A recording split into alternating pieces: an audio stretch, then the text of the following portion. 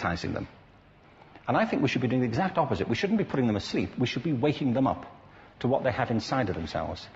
But the model we have is this. I believe we have a system of education that is modeled on the interests of industrialism and in the image of it. I'll give you a couple of examples.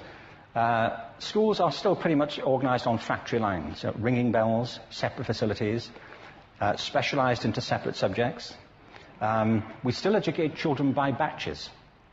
We put them through the system by age group. Why do we do that?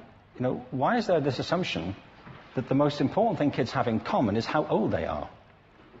It's like the most important thing about them is their date of manufacture. You know what I mean?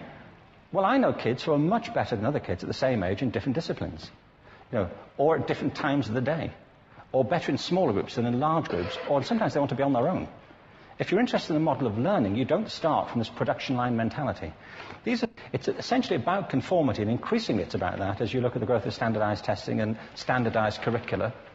And it's about standardization. I believe we've got to go in the exact opposite direction.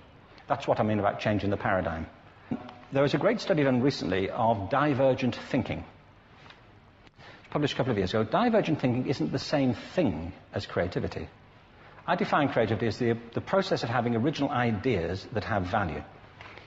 Divergent thinking isn't a synonym, but it's an essential capacity for creativity.